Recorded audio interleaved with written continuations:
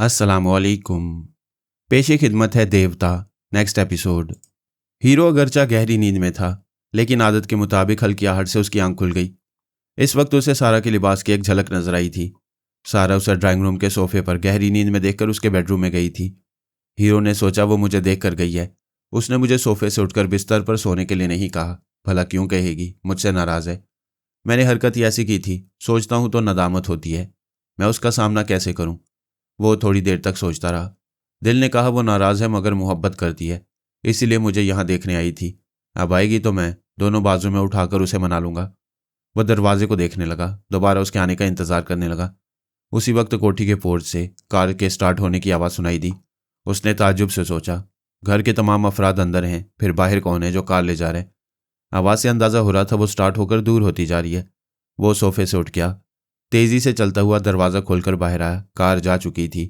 उसने गार्ड से इशारों की जुबान में पूछा, कौन गया है? वो बोला, मिस सारा गई हैं। उसने फिर इशारों की जुबान में पूछा, कहाँ गई हैं? गार्ड ने कहा, हम नहीं जानते, मिस ने हमें कुछ नहीं बताया। हीरो मेन गेट की तरफ देखकर सोचने लगा, कहाँ गई है? क्या परेशान हो गई है? ताज़ा हवा खाने गई है? वो सर झुकाकर कोठी के अंदर आकर सोचने लगा, यही बात है। वो ताज़ा हवा खाने और मुझसे नाराज़गी जाहिर करने गई है, जल्द ही वापस आ जाएगी। वो कॉरिडोर से गुजरता हुआ अपने बेडरूम में आया। ख्याल था कि उसकी वापसी तक अपने बिस्तर पर सोता रहेगा, लेकिन अपने बेडरूम में पहुंचते ही ठिठक गया। एक तरफ ब्रीफकेस खुला हुआ था, दूसरी तरफ अटैची खुली पड़ी थी। अटैची में रखे हुए लिबास और दूसरी चीजें यूं बाहर बिखरी पड़ी थीं, जैसे किसी ने तलाशी ली हो। उसने करीब आकर देखा तो उसमें रखी हुई दवाएं नजर नहीं आईं। ब्रीफकेस से वो फार्मूले वाले कागजात भी गायब थे। बात समझ में आ गई, गैर मामूली दवाओं और फार्मूलों के लिए डाका पड़ा है। उसे यकीन नहीं आया कि ऐसा सारा ने किया है। ऐसे ही उसे याद है कि जब सारे इंटेलिजेंस के चीफ के साथ बाहर वाले दरवाजे तक गई थी तो चीफ से राजदराना अंदाज में गुफ्तगू कर रही थी और उसे कहा था कि वो ब्रेन आदम की टेलीपैथी जानने वाले को अपने दिमाग में बुलाएगी। फिर वहां से सारा वापस आई तो बेडरूम में फरहाद और मुसलमानों के खिलाफ बोलती रही और हीरो जज्बात की शिद्दत में उसकी कुछ बातें सुनता रहा और कुछ अनसुनी करता रहा। वो अपना कंप्यूटर उठाकर सारा के बेडरूम में आया। उसे बाथरूम में देखा, कोठी के मुख्तलिफ हिस्सों में ढूंढा। यकीन हो गया कि वही तमाम चीज़ें चुरा कर ले गई है। उसने आदिल के दरवाजे पर दस्तक दी। अंदर से आवाज़ आई, अभी खोल रहा हूँ। दरवाज़ा फौरन ही नहीं खुला, कुछ देर लगी। आदिल ने दरवाज़ा खोलकर उसे देखा, फिर मुस्कुरा कर पूछा, हीरो खैरियत है? उसके कंप्यूटर ने कहा, खैरियत नहीं है, मेरे कमरे में आओ। वो उसके साथ चलता हुआ कमरे में आया। फिर वहाँ बिखरा हुआ सामान देखकर बोला, ये इंतशार कैसा है? ऐसा लगता है तुम्हारे सामान की तलाशी ली गई है। कंप्यूटर ने कहा, मेरे पास गैर मामूली दवाएं और उनके फार्मूले थे, सब चोरी हो गए। आदिल ने कहा, तुमने हमें क्यों नहीं बताया कि तुम्हारे पास इतनी अहम चीज़ें हैं और तुम उन्हें खुली अटैची में क्यों रखते थे?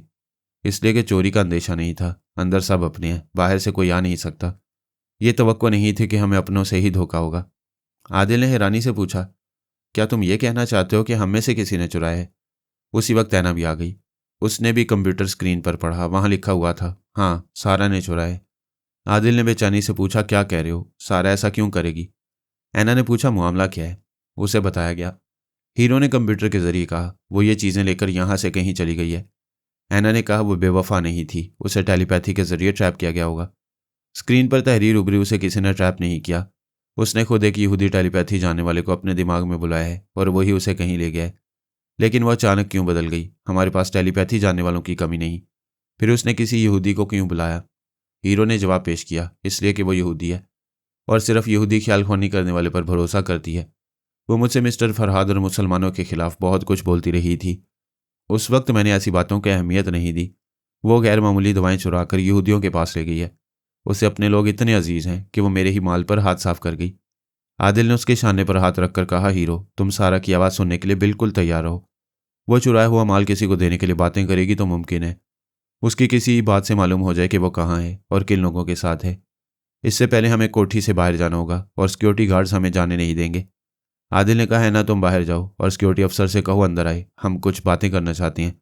वो तीनों ड्राइंग रूम में आए। ऐना बैरूनी दरवाज़ा खोलकर सिक्योरिटी अफसर से बोली, अंदर आओ, हीरो तुमसे ज़रूरी बातें करना चाहता है। अफसर उसके साथ अंदर आया। अंदर आते एक रिवॉल्वर की नाली उसकी गर्दन से लग गई। आदिल ने कहा, किसी हीलो हुज्जत के बगैर बता दो, सारा कहाँ गई है? मैं कसम खाकर कहता हूँ, मैं सारा के मुतल्लिक कुछ नहीं जानता हूँ। हमें उसके किसी प्रोग्राम का इल्म नहीं। वो अचानक ही कोठी से निकल कर गई है। तुम वहाँ हम सबको रोकने के लिए ड्यूटी पर हो, फिर उसे क्यों जाने दिया? मुझे ट्रांसमीटर के जरिए हुक्म दिया गया था कि हम उसे जाने दें और अहाते का मेन गेट खोल दें। वॉकी टॉकी के जरिए अपने गार्ड से कहो कि वो बड़ी वैगन कार पोर्च में ले आए। अफसर ने मातियत को हुक्म दिया। 1 मिनट के अंदर गाड़ी पोर्च में आ गई। आदिल और हीरो अफसर को गन पॉइंट पर बाहर ले आए। तमाम गार्ड्स उन्हें देखते अपनी गन्नें सीधी करने लगे। आदिल ने कहा, कोई हमाकत न करना वरना तुम्हारा प्यारा अफसर मारा जाएगा। वो उसे लेकर गाड़ी में बैठ गई। ऐना ने स्टीयरिंग सीट संभाली, फिर हुक्म दिया, अहाते का गेट खोलो। गेट खुल गया। वो ड्राइव करती हुई अहाते के बाहर आई, फिर एक सिमत चलने लगी। आदिल ने सिक्योरिटी अफसर से पूछा, अपने ट्रांसमीटर के जरिए ब्रेन आदम और दूसरे आला अफसरान से कहो, हम झगड़ा बढ़ाना नहीं चाहते, सिर्फ सारा को तलाश करने निकले हैं। उसे ढूंढकर कोठी में वापस आ जाएंगे। वो ट्रांसमीटर के जरिए रब्ता करने लगा। ऐसे वक्त मैं आदिल के पास आया। वो मुझे सारा फार्मूला और दवाओं के मुतालिक बताने लगा। मैंने हीरो के पास आकर पूछा, क्या तुम्हें सारा की आवाज़ सुनाई दे रही है? नहीं दोस्त, अभी तक खामोशी है। वो मुझसे बदजन हो गई है। हम एक दूसरे के अजीब दीवाने थे। दीवानगी की यह दास्तान पहले ही दम पर दम तोड़ चुकी है। आखिर बात क्या हो गई? ठहरो, मैं उसके ख्यालात पढ़कर आता हूँ। मैं उसके पास आया तो उसने सांस रोक ली। मुझे ख्याल आया एक्सरे मैन ने उस पर अमल किया होगा। मैं एक्सरे मैन की आवाज़ और लहजा अपना कर गया, तब भी उसने सांस रोक ली। इस तरह मैं धोखा खा गया कि एक्सरे मैन सारा को ट्रैप नहीं कर रहा है। मैंने टैरी आदम और अल्पा की आवाज़ों और लहजों को अपनाकर उसके अंदर जाना चाहा और नाकाम रहा। मैंने हीरो के पास आकर कहा, तुम कहते वो किसी यहूदी ख्याल ख्वानी करने वाले को बुलाने वाली थी, जबकि उसके दिमाग पर किसी यहूदी ने तनवीमी अमल नहीं किया है। मैं तीनों यहूदी टेलीपैथी जानने वालों की आवाज़ों के सहारे उसके अंदर जाने में नाकाम रहा हूँ। हीरो ने पूछा, फिर किसने उसे ट्रैप किया है? सुपर मास्टर का एक टेलीपैथी जानने वाला है, फिर शीत आ रहा है, कोई दूसरा इस मामले में आ कूदा है। मिस्टर फरहाद, वो तुम्हारे और मुसलमानों के खिलाफ जहर उगल रही थी और यहूदियों के हमायत में किसी यहूदी को ही अपने दिमाग में बुलाना चाहती थी। हो सकता है एक्सरे मैन वगैरह कोई नई चाल चल रहे हो। तुम सारा की आवाज़ पर तवज्जो देते रहो। उन दवाओं और फार्मूलों को किसी यहूदी के हाथ नहीं लगना चाहिए।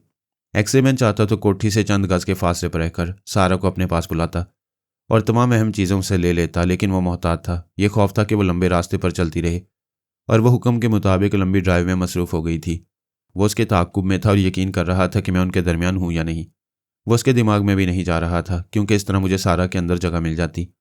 वो वाकई बड़ी होशियारी से उसे ट्रैप करके ले जा रहा था। फिर उसने चंद सेकंड के लिए दिमाग में आकर कोड वर्ड्स अदा किए, तुम मेरी और हमेशा मेरी रहोगी। वो बोली, मैं तुम्हारी हूँ, मगर तुमसे कहाँ आकर मिलूँ?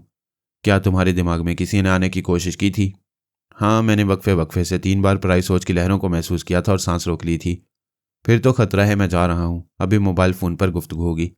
उसने दिमागी तौर पर हाजिर होकर उसके मोबाइल के नंबर डायल किए। राब्ता होने पर वो बोली, हेलो, मैं हूँ सारा। सारा, मैं हूँ तुम्हारा आमिल, तुम्हारा दोस्त। तुम्हें समझा रहा हूँ कि अकब नुमा आईने पर नज़र रखो। ताक़ुब का शुबा हो तो मुझे बताओ। अच्छी बात है, मैं नज़र रख रही हूँ। एक बात याद रखो, अगर यकीन हो जाए कि ताक़ुब किया जा रहा है तो किसी मसरूफ़ शॉपिंग सेंटर में चली जाना। वहाँ इन अहम चीज़ों को छुपा देना। कोई ऐसा तरीका इख्तियार करना कि वो चीज़ें किसी के हाथ ना लगें। मैं यही करूँगी। ये चीज़ें किसी के हाथ लगने नहीं दूंगी। राब्ता ख़त्म हो गया। वो ड्राइव करती हुई दाएं बाएं और पीछे नज़र रखने लगी। थोड़ी देर बाद शुबा हुआ कि एक जर्द रंग की कार मुसलसल पीछे आ रही है। वो मोबाइल के जरिए राब्ता करना चाहती थी। उससे पहले ही घंटी सुनाई दी। उसने एक हाथ से मोबाइल को ऑपरेट करते हुए कहा, हाँ, मैं बोल रही हूँ। एक जर्द रंग की कार बहुत देर से पीछे चली आ रही है। दूसरी तरफ से आवाज़ आई, तुम किस रास्ते पर हो? वो बोली, तुम कौन हो? मैं आदिल बोल रहा हूँ। हीरो तुमसे ज़रूरी बातें करना चाहता है, प्लीज़ बताओ तुम कहाँ हो। उसने मोबाइल फ़ोन को ऑफ कर दिया। आदिल और हीरो वैगन कार में बैठे सिक्योरिटी अफसर के मोबाइल फ़ोन के जरिए बातें कर रहे थे, लेकिन बाकायदा बात शुरू होने से पहले सारा ने फ़ोन बंद कर दिया। आदिल ने कहा, वो फ़ोन पर किसी से कह रही थी एक जर्द रंग की कार उसके ताक़ुब में है। हमें ऐसी किसी कार पर नज़र रखना चाहिए। उधर एक्सरे मैन भी अपनी कार ड्राइव करता हुआ इधर उधर नज़रें दौड़ा रहा था। सारा के बताने पर वो भी जर्द रंग की कार तलाश कर रहा था। वो सारा से पूछना भूल गया था कि वो किस इलाके में और किस रास्ते से गुजरती जा रही है। वो फिर सारा से फ़ोन पर गुफ्तगू करना चाहता था। उसी वक्त गलती का एहसास हुआ कि फ़ोन पर बातें होंगी तो हीरो गैर मामूली समाज से सुन लेगा, और शायद पहले फ़ोन वाली बात पे उसने सुन ली हो। वो मुश्किल में पड़ गया। फ़ोन पर बात करता तो हीरो सुन लेता और सारा के अंदर जाकर बोलता तो वहाँ मेरे पहुँचने का इम्कान था। उसने सोचा कि चंद सेकंड के लिए सारा के पास जाए और उसे कुछ ताकीद करे कि आइंदा फ़ोन पर आवाज़ बदल कर बोले। वो भी अपनी आवाज़ बदल रहा है। ख्यालख्वानी करते वक्त दिमागी तौर पर गायब रहना पड़ता है, ऐसे में ड्राइविंग नहीं हो सकती। एक्सरे मैन पहली बार भी कार एक तरफ रोककर उसके दिमाग में गया था। फिर दूसरी बार भी यही करने के लिए उसने कार को बड़ी शारा से छोटे रास्ते पर लाकर रोकना चाहा। ऐसे ही वक्त एक बड़े ट्रक से तसादम हो गया। एक जोरदार धमाके के साथ उसकी कार दाएं से बाएं गोल घूम गई। घूमने के दौरान दूसरी कार से टक्कर लगी। इस बार वो कार उलट गई, फिर छत के बल शाहराह पर फिसलती हुई दूर तक चली गई। जब वो एक जगह जाकर रुकी तो लोगों ने दौड़ते हुए जाकर उसके अंदर से एक्सरे मैन को खींच कर निकाला। वो बुरी तरह जख्मी हुआ था और होशो हवास से बेगाना हो चुका था। इस बदबख्ती के बावजूद ये उसकी खुशनसीबी थी कि कोई उसे यहूदी खुफिया तंजीम के सरबराह एक्सरे मैन की हैसियत से नहीं जानता था। एक एम्बुलेंस आ गई थी और उसे अस्पताल की तरफ ले जा रही थी। वो गैर मामूली कुव्वत बसारत व समात और बेपनाह जिस्मानी कुव्वतों का हामिल बनने वाला था। कैसी रोशन मंजिल थी और कैसे अंधेरों में डूबकर मंजिल से दूर जा रहा था। सारा ड्राइव करती हुई उसकी मुंतजिर थी कि वो फिर रब्ता करेगा। वो तेजी से ड्राइव करती हुई उसी शाहराह पर आई जहां हादसे के बायस ट्रैफिक जाम हो गया था। उसे गाड़ी को रोकना पड़ा, पीछे भी गाड़ियां आकर रुक रही थीं। अब ना वो आगे जा सकती थी ना पीछे होकर रास्ता बदल सकती थी। गैर मामूली दवाएं और फार्मूले एक छोटे से कपड़े के बैग में रखे हुए थे। वो बैग उठाकर कार से बाहर आई। पीछे बहुत दूर जर्द रंग की कार खड़ी हुई थी। वो पलटकर दूसरी सिमत दौड़ती हुई जाने लगी। आदिल और हीरो की गाड़ी सी शाहराह पर मुखालिफ सिमत से आकर रुक गई थी। वो भी आगे पीछे गाड़ियों के दरमियान फंस गए थे। आदिल कार से निकलकर जायजा लेने लगा कि इस भीड़ से निकलने की कोई सूरत है या नहीं। ऐसे वक्त दूर सारा की सूरत नजर आ गई। उसने चीख कर आवाज दी, सारा इधर आओ। वो ठिठक गई। आवाज की सिमत देखा तो आदिल नजर आया। उसकी समझ में नहीं आया कि पीछे जर्द रंग की कार में कौन लोग थे और आगे से आदिल कहाँ से आ टपका। अब वो पैदल थी मगर ना आगे भाग सकती थी ना पीछे। वो तीसरी सिमत भागने लगी। आदिल उसकी सिमत दौड़ने लगा। वो एक मामूला थी। उसके दिमाग में अपने आमिल का हुक्म गूंज रहा था, इन चीज़ों को कहीं छुपा दो, कोई ऐसी तदबीर करो कि ये चीज़ें किसी के हाथ न लगें। वो दौड़ती जा रही थी, दाएं बाएं नजरें दौड़ाती जा रही थी कि शायद इन अहम चीज़ों को कहीं छुपाने की जगह मिल जाए, मगर ऐसी कोई जगह नजर नहीं आ रही थी। अब वो एक ज़िमनी सड़क पर निकल आई थी। उधर बच्चों के खेलने का पार्क था। पार्क के गेट के पास एक शख्स गैस के गुब्बारे बेच रहा था। बड़े बड़े साइज के रंग बिरंगे गुब्बारे धागों से बंधे हुए थे। वो इन गुब्बारों को देखकर ठिठक गई। एकदम से उसके जहन में एक तदबीर उभरी। उसने सर घुमाकर देखा, आदिल दौड़ा चला रहा था। उसके पीछे हीरो भी दिखाई दिया। वो अजूबा अचानक मंजरेआम पर आ गया था, इसलिए लोगों की भीड़ लग गई थी। लोग सैकड़ों की तादाद में इस बंदर आदमी के पीछे दौड़ते चले आ रहे थे। सारन ने समझ लिया कि किसी तदबीर पर अमल नहीं करेगी तो वह अहम चीज़ें फिर हीरो के हाथ लग जाएंगी। उसने फौरन ही $50 निकालकर गुब्बारे वाले को दिए। उसके पास फूले हुए 15 गुब्बारे थे। उसने तमाम गुब्बारों के धागों के आखिरी सिरों को पकड़ा। कपड़े के छोटे से बैग को इन तमाम सिरों से मजबूती के साथ बांधा, फिर उन्हें फिजा में छोड़ दिया। 15 बड़े साइज के गुब्बारों की कुव्वत इस बैग को लेकर आसमान की बुलंदियों की तरफ जाने लगी। आदिल दौड़ते दौड़ते रुक गया। हीरो भी उसके पास आकर सर उठाकर देखने लगा। वो गैर मामूली दवाएं और फार्मूले आसमान की बुलंदियों पर परवास कर रहे थे। वो गुब्बारे पत्थर मारने की रेंज से बाहर हो गए थे। राइफल शूटिंग नहीं हो सकती थी क्योंकि वो एक बहुत ऊंची इमारत के पीछे इस बैग को लिए जा रहे थे। वो कटी हुई पतंग की तरह बिजली के तारों से या दरख्तों की शाखों से नहीं उलझ सकते थे। ऐसी तमाम उलझनों से वो बुलंद होते जा रहे थे। अब वो कहाँ जाएंगे? वो सरहद पार भी जा सकते थे और वो समुद्र की सिमत भी परवास कर सकते थे। वो समुद्र में डूब सकते थे या किसी दूसरे मुल्क की सरहद में गुरूब हो सकते थे। आदमी को तकदीर दौड़ाती है। बैग को हवा उड़ा रही थी। तकदीर को किसने समझाए और हवा का रुख किसने जाना है? लेकिन एक बात अटल है, जब गुब्बारों की हवा निकलने लगेगी तब वो बैग आसमान से एक इनाम की तरह जमीन पर उतरेगा। खुदा बेहतर जानते हैं कि ये इनाम किसकी गोद में आकर उतरेगा। ईवान रास्का को फरहाना से मोहब्बत थी। फरहाना उसकी पहली और आखिरी ख्वाहिश थी। फरहाना की जो पसंद थी वो उसकी पसंद थी। वो जिधर का रुख करती वो भी उधर का रुख करता। उसने देखा कि वो किस सिमत सजदा कर दी है। उसने जनाब तबरेज़ी साहब के हाथों इस्लाम कबूल करके उसी सिमत सजदा किया कि इश्क का तकाजा यही था। हम कुछ पाने के लिए ही झुकती हैं। हमारे सजदों में कुछ पाने की गर्ज पोशीदा होती है जिसे अल्लाह ताला जानते हैं। रास्का ने दीन इस्लाम कबूल करने से पहले ही दिल में यह एतमाद पैदा किया था कि मैं फरहाना के खुदा को सजदा करूंगा तो वो ज़रूर हासिल होगी। अब कोई मौजज़ा तो होने से रहा कि वो फ़ौरन ही हासिल हो जाती। इसके लिए सब्र व तहम्मुल की ज़रूरत थी। वैसे कैसे रिहाई पाने और फरहाना तक पहुंचने के आसार पैदा हो गए थे। उसने इस्लाम कबूल करने के बाद पहले 2 रकात नमाज पढ़ी। वो नहीं जानता था कि नमाज कैसे पढ़ी जाती है, मगर उसके दिमाग के अंदर हदायत हासिल होती नहीं। उसने सही नमाज अदा की। दुआ मांगने के बाद दिल में कहा, ये 2 रकात कभी नहीं भूलूंगा, क्योंकि यह फरहाना की तरफ जाने का पहला अमल है। कोई जोर देकर कुछ हासिल करता है, कोई दानाई से किसी को हासिल करता है। मैं दीन के रास्ते पर उसे हासिल करूंगा।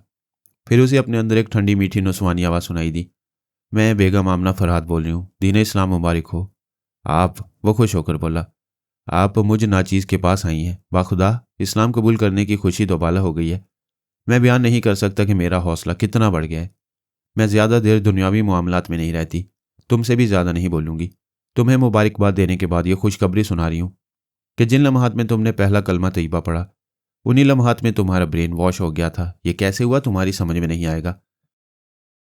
मुख्तसरन ये समझ लो कि ऐसा रूहानी टेलीपैथी के अमल से हुआ। इसके नतीजे में तुम्हारा दिमाग लॉक हो चुका है। तुम्हारे पास सिर्फ दोस्त इजाज़त हासिल करके आएंगे, कोई दुश्मन तुम्हारे अंदर नहीं आ सकेगा। तुम शी तारा की ताबेदारी से निजात हासिल कर चुके हो। उससे खुशी बर्दाश्त नहीं हो रही थी। वो बोला, मेरी समझ में नहीं आता, मैं किस मुंह से आपका शुक्रिया अदा करूं। उसे आमना के आखिरी अल्फाज सुनाई दिए, खुदा हाफिज। फिर खामोशी छा गई। वो थोड़ी देर तक खला में तकता रहा, फिर बोला, क्या आप जा चुकी हैं? उसे जवाब नहीं मिला। वो सोफे पर आकर बैठ गया। इसकी पुश्ते से टेक लगाकर बड़ी आसूदगी से सोचने लगा। खुद को इस कदर हल्का फुल्का सा महसूस करने लगा जैसे दिलो दिमाग पर जितना भी नामालूम सा बोझ था सब उतार चुका है। बिलाशुबा वो खुद को एक नया इंसान समझ रहा था, जैसे अभी अभी पैदा हुआ हो। फिर वो सोफे पर सीधा होकर बैठ गया। इस बार मैंने उसे मुखातिब किया, हेलो साजिद अली। जनाब अली असदुल्ला तबरेज़ी ने उसे ये इस्लामी नाम दिया था। वो चौंक कर बोला, हेलो, आप कौन है और मेरा ये नया नाम कैसे जानती हैं? मेरे अजीज़, मैं फरहाद अली तैमूर हूँ। यह सुनते ही वो उठकर खड़ा हो गया। मैंने कहा, बैठ जाओ और मेरी तरफ से मुबारकबाद कबूल करो। सर, आप आए हैं? मेरे घुटने कांप रहे हैं। मुझे यकीन तो हो रहा है मगर ख्वाब जैसा लग रहा है। पहले बैठ जाओ फिर बोलो। वो बैठ गया, फिर बोला, मैं सोच भी नहीं सकता था कि इस्लाम जैसी दौलत मिलेगी, तो इस दौलत में आप और मादाम आमना जैसे हीरे जवाहरात मुझे मिलेंगे। मैंने कहा, मुझसे और आमना से भी बढ़कर एक जगमगाता हीरा है जिसका नाम मेरी हिस्ट्री में और मेरी फैमिली में सबसे पहले आता है, और वो है सोनिया। मेरे दिमाग में आओ। वो ख्याल ख्वानी की परवास करता हुआ मेरे पास आया। मैं उसे सोनिया के पास ले आया। वो बोली, साजिद मेरे अजीज़, मैं तुम्हें इस्लाम कबूल करने पर मुबारकबाद देती हूँ। वो मुसरतों की इंतहा को पहुँच रोने लगा। मैंने और सोनिया ने हैरानी से पूछा, क्या हुआ? वो बोला, ये मुझे कैसी मुसरतें मिल रही हैं, ऐसी तो ख्वाबों में भी नहीं मिलती। सोचो तो ख्यालों में भी इतना सारा खजाना हासिल नहीं होता। मादाम, मैं आपके दिमाग में आया हूँ जबकि आपके कदमों की खाक हूँ। तुम मेरे पास आए हो, पहली बार आए हो, इसलिए तुम्हें एक तोहफा दे रही हूँ। मैं अभी कुछ अर्सा अपने दोनों बच्चों के साथ मसरूफ़ रहूंगी, इसलिए अमली तौर पर वहां आकर तुम्हें तोहफा नहीं दे सकूंगी। ये तुम्हें फरहाद के जरिए मिलेगा। मादाम, क्या आप मेरी तरफ से दोनों बच्चों को प्यार करेंगी? उसने पहले किबरिया फरहाद को उठाकर चूमा, फिर आला बीबी सानी को उठाकर चूमते हुए बोली, खुश हो? बहुत खुश हूं मादाम। शायद इसके बाद किसी खुशी की तमन्ना नहीं रहेगी। एक और खुशी, और वो है मेरा तोहफा। अब जाओ और फरहाद से वो तोहफा कबूल करो। वो दिमागी तौर पर अपनी जगह हाजिर हो गया। मैंने पूछा, तुम्हारे दिल की धड़कनों का क्या हाल है? सर, मैं काबू पाने की कोशिश कर रहा हूँ। एक साथ इतनी खुशियां मिल रही हैं कि मेरी जगह कोई कमज़ोर आदमी होता तो ये खुशियां बारूद बनकर उसका सीना फाड़ देती। बेशक तुम कमज़ोर नहीं हो, मगर इतनी शहजोर भी नहीं हो कि इसके बाद मजीद कोई खुशी बर्दाश्त कर सको। आप ऐसा समझते तो फिर ठीक ही समझते हैं, मगर वो मादाम का तोहफा क्या है? वो भी एक खुशी है। अभी ना सुनो तो बेहतर है। पहले दिल को मजबूत करने की मशकें कर लो। सर, इसी तरह तो मैं तजस्सुस में मुब्तला रहूँगा। आप यकीन करें, मेरा दिल बहुत मजबूत है। तो फिर सुनो, सोनिया तुम्हें आज़ादी का तोहफा दे रही है, असीरी से रिहाई का तोहफा। वो चलकर खड़ा हो गया। मैंने कहा, वो खुद तुम्हें रिहाई दिलाने के लिए यहाँ आ सकती थी, लेकिन उसकी कुछ मजबूरियाँ, इसलिए ये काम मैं करूँगा। और अल्लाह ने चाहा तो 24 घंटों के अंदर तुम्हें मास्को के इस कैद खाने से निकालकर लाहौर में तुम्हारी फरहाना के पास पहुंचा दूंगा। वो खुशी से उछलकर फर्श पर आया, फिर कालीन पर कलाबाजियां खाने लगा। कैसेट रिकॉर्डर ऑन करके फास्ट म्यूजिक पर तेजी से नाचने उछलने कूदने लगा। मैंने हंसते हुए सोचा, उसके अंदर मुसरतें गैस की तरह भर गई हैं। वो इसी तरह उछल कूद कर ये गुबार निकालेगा। मैं 15 मिनट के बाद दोबारा उसके पास आया तो वो कालीन पर चारों शाने चित पड़ा हाँप रहा था और सोच रहा था कि फरहाना के पास जाकर ये खुशखबरी सुनाएगा। मैंने कहा, मास्कमैन रात का खाना खाने तुम्हारे पास महल में आता है, मैं उसी वक्त तो तुम्हारे पास आऊँगा। सर, वो रात को आता ज़रूर है, लेकिन मेरे रूबरू कभी नहीं आता। यहाँ के एक कमरे में चारों तरफ टीवी लगे हुए हैं। यहाँ के टीवी पर महल का हर हिस्सा नजर आता रहता है। मास्कमैन एक टीवी के सामने बैठकर खाता है, मैं अपने टीवी के सामने बैठकर खाता हूँ। इस तरह हम खाने के दौरान एक दूसरे को स्क्रीन पर देखते और ज़रूरी बातें करते रहते हैं। मैंने कहा, हमें मालूम है कि शीतारा ने तुमसे पहले मास्कमैन को अपना मामूल और ताबेदार बनाया था। अब मेरी बेटी सोनिया सानी उसकी आवाज़ और लहजे इख्तियार करके मास्कमैन के अंदर जाती रहती है। हम वहाँ के सख्त इंतजामात के बारे में बहुत कुछ जान गए हैं और वहाँ अपना काम शुरू कर चुके हैं। अब जाओ अपनी फरहाना के पास, मैं फिर आऊँगा। मैं उसके पास से चला गया। वो इसी तरह कालीन पर पड़ा रहा, खला में तकता रहा, मुस्कुराता रहा। आंखों के सामने फरहाना मुस्कुरा रही थी। वो बड़े प्यार से बोला, मेरी जान, तुम्हारी मोहब्बत ने मेरी ज़िंदगी का नक्शा ही बदल डाला। नेकी कभी रायगा नहीं जाती, सच्चाई ज़रूर इनाम पाती है। मैंने तुम्हें सच्चे दिल से चाहा, तुम्हारी ज़िंदगी को बेहतरीन बनाने के लिए तुमसे नेकी की, तो इस नेकी ने मेरी तकदीर बदल डाली। वो उसके तसव्वुर से बातें करते करते उसके पास आ गया। वह एक आलीशान महलनुमा कोठी में थी। उसने ज़िंदगी में पहली बार बहुत ही कीमती सूट पहना था और आईने के सामने खड़ी खुद को देख रही थी और अपने मेहरबान को याद कर रही थी। ये सोचकर उदास हो रही थी कि उसके हुस्न की आबोताब देखने वाला सामने नहीं है। उसका दिल ये सोचकर दुख रहा था कि वो किस तरह उसे इतनी दौलत और खुशहाली दे रहे, लेकिन हजारों मील दूर किसी कैद खाने में है। वो हम वक्त सोचती रहती थी कि किस तरह उसके काम आ सकती है, किस तरह उसे कैद से रिहाई दिला सकती है, लेकिन कोई तदबीर सुझाई नहीं देती थी। थक हार कर उसकी रिहाई के लिए और उससे मिलने के लिए दुआएं मांगती रहती थी। उसने मुखातिब किया, हेलो। वो चौंक गई, फिर खुश होकर आईने से लिपट गई। तुम आ गए हो? हाँ, मैं तुम्हारे अंदर हूँ। क्या देर से आने की शिकायत करोगी? वो आईने से अलग होकर अपने अक्स को देखकर बोली, क्या शिकायत ना करूं? पुलिस वाले मुझे परेशान कर रहे हैं। फिक्र न करो, सब सीधे हो जाएंगे। पहले खुशखबरी सुनो, मैंने इस्लाम कबूल कर लिया है। वो खुशी से अपने सीने पर हाथ रखकर बोली, सच कह रहे हो? क्या वाकई तुमने इस्लाम? वो कहते कहते रुक गई, फिर बोली, झूठ बोल रहे हो, अपनी फरहाना को धोखा दे रहे हो। मैं तुम्हें धोखा देने का तसव्वुर भी नहीं कर सकता, इससे पहले मर जाना पसंद करूंगा। तो फिर बताओ, कैद खाने में रहकर कैसे इस्लाम कबूल किया? वहां तुम्हारे पास कौन मौलवी या आलिम आया था? ये क्यों भूल रही हो कि मैं टेलीपैथी जानता हूँ? बाबा साहब के इदारे के एक बहुत बड़े आलिम ने मुझे कलमा पढ़ाया है। मेरा मौजूदा इस्लामी नाम साजिद अली है। हाँ, मैं भूल गई थी कि ऐसा टेलीपैथी के जरिए हो सकता है। मैं इस सच्चाई पर यकीन करती हूँ और तुम्हें मुबारकबाद देती हूँ। तुम मेरे सच्चे महबूब हो। तुमने हमारे दरमियान की एक बहुत बड़ी दीवार गिरा दी है। मैं सिद्ध के दिल से दुआ करती हूँ कि तुम्हें कैद करने वाली दीवारें भी गिर जाएं और तुम मेरे पास चले आओ। अल्लाह ताला तुम्हारी दुआएं कबूल कर रहा है। उस पाक परवरदिगार की मर्जी हुई तो कल शाम तक तुम्हारे पास पहुंच जाऊंगा। ओह खुदाया, ये मैं क्या सुन रही हूँ? फिर एक बार बोलो, मुझे यकीन नहीं आ रहा। यकीन करो, मैं आ रहा हूँ, मैं आ रहा हूँ। अल्लाह ने चाहा तो कल शाम तक आ जाऊंगा। वह रक्स के अंदाज में घूमती हुई बिस्तर पर आकर गिर पड़ी। जब वो बेहद गरीब थी तब भी गैर महफूज थी, दौलतमंद हो जाने के बाद और ज्यादा गैर महफूज हो गई थी। चोर डाकुओं का खतरा तो रहता ही है। पुलिस वाले भी पीछे पड़ गए थे कि एक गरीब लड़की अचानक इतनी दौलतमंद कैसे बन गई। ऐसे वक्त वो सोचती थी और दुआ करती थी कि उसका मेहरबान उसके साथ दिन रात रहा करे, फिर कोई उसकी तरफ उंगली नहीं उठा सकेगा। अब यह दुआ कबूल हो रही थी। वो बोला, मैं तुम्हारे अंदर रहकर तुम्हारी दिली मुसरतों को समझ रहा हूँ, मगर एक बात याद रखो, अभी किसी से मेरा जिक्र न करो। मैं वहां पहुंचकर किसी होटल में क्याम करूंगा। ये इतना बड़ा महल तुम्हारा है, क्या तुम अपने घर नहीं आओगे? जरूर आऊंगा। पहले हम किसी दूसरी जगह मुलाकात करेंगे। आइंदा के प्रोग्राम मुदर आइंदा के प्रोग्राम मुरतब करेंगे। तो मैं एक अहम बात बता दूं कि हम टेलीपैथी जाने वाले कभी मंजरेआम पर नहीं आते, हमेशा रूपोश रहते हैं। ऐसा ना करें तो कोई भी हमें चुप कर कत्ल कर सकता है। इसलिए तुम किसी को नहीं बताओगी कि मैं टेलीपैथी जानता हूँ। ठीक है, मैं किसी से तुम्हारा जिक्र नहीं करूंगी। दरवाजे पर दस्तक हुई। वो उठकर बैठ गई, फिर बोली, कौन है? आ जाओ।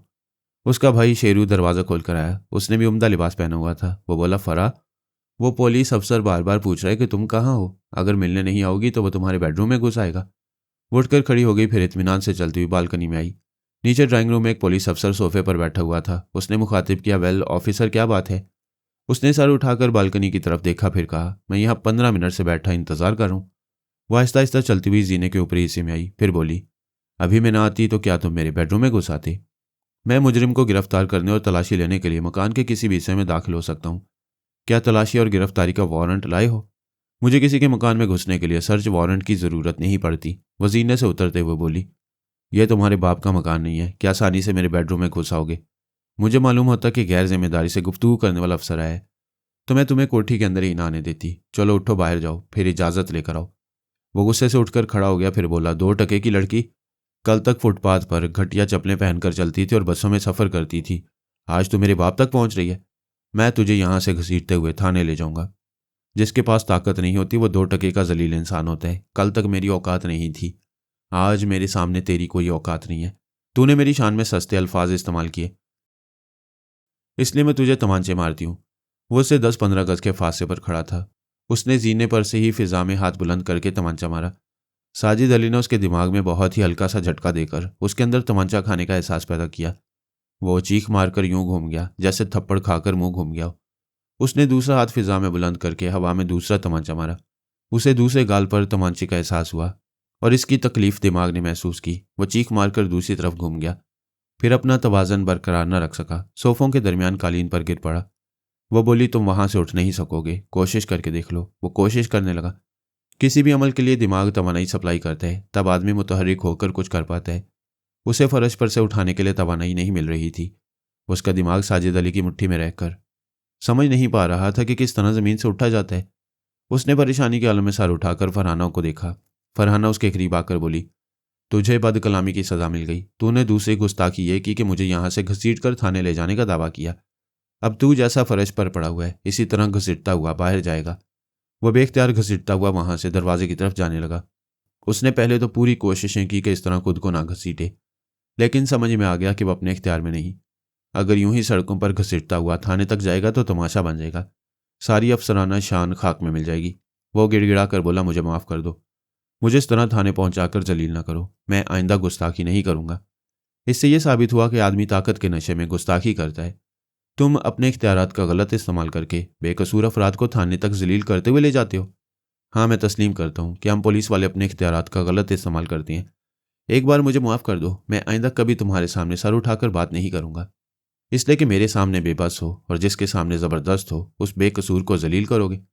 मैं तौबा करता हूँ, किसी को जलील और कमतर नहीं समझूंगा। देखो, मैं दरवाजे तक पहुँच गया हूँ, इसी तरह बाहर जाऊंगा तो बड़ी बेइज्जती होगी। चलो उठ जाओ। फरहाना के कहते ही तवानाई मिल गई। पहले वो उठकर फर्श पर बैठा, फिर खड़ा हो गया। फरहाना ने कहा, इस मुल्क के कानून ने तुम्हें इसलिए इख्तियारात नहीं दिए हैं कि तुम गुंडों और बदकार सरमायाकारों की सरपरस्ती करो, शरीफ और बेकसूर शहरियों का जीना हराम कर दो। जाओ और यह सबक याद करते जाओ कि अंदर ठोस सबूत हासिल किए बगैर किसी को कमतर और जलील नहीं समझोगे। वो दोनों कानों को पकड़कर बोला, मैं हमेशा यह सबक याद रखूंगा और अपने इख्तियारात की हदूद में रहूंगा। वो एक हाथ से कान पकड़े रहा, फिर दूसरे हाथ से दरवाज़ा खोलकर बाहर चला गया। फरहाना ने पलटकर देखा, उसकी अम्मी और अब्बा जीने के करीबी दरवाजे पर खड़े हुए थे। उन्होंने एक कच्चे मकान से इस शानदार कोठी में आने तक अपनी बेटी की ना समझ में आने वाली कुव्वतों को देखा था।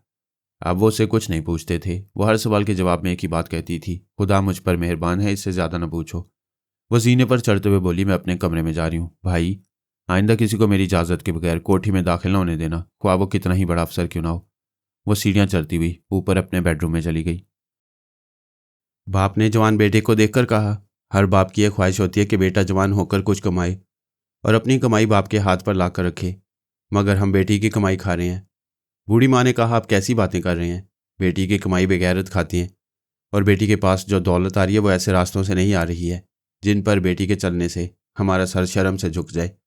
मैं जानता हूँ हमारी फरहा गैरतमंद है, कभी हमारा सर झुकने नहीं देगी, लेकिन मालूम तो हो ये दौलत जायज़ है या नाजायज़, हम हिलाल खा रहे हैं या हराम। शेरू ने कहा, अब्बा, तेरा ये बेटा जो कमा कर लाता वह जुए और चोरी बदमाशी की कमाई होती, क्योंकि मेरे पास तालीम है ना हुनर, और अगर तू मेरी कमाई ना खाता तो भूखों मर जाता। यह मेरे लिए नदामत की बात है कि फरा मेरी कमी पूरी कर रही है, और यह हम सब के लिए फ़ख्र की बात है कि वो नेक चलन है, गुमराह नहीं है। बेटे, फरहा कब तक इन पुलिस वालों को भगाएगी, कब तक दुनिया वालों का मुंह बंद रखेगी? अब्बा, गरीब के पास कुछ रकम आ जाए तो सब तजस्सुस में मुब्तला हो जाती हैं, अमीर और अमीर बनता जाता है, आलीशान कोठियों और फलकबूस प्लाजा तामीर कराता रहता है, तो कोई नहीं पूछता कि बेइंतहा दौलत कहाँ से आ रही है। अब मेरी बहन भी दौलतमंदी की ऊंची सतह पर पहुंच रही है, जहां कोई कानून का मुहाफिज उसका मुहासबा करने नहीं आएगा।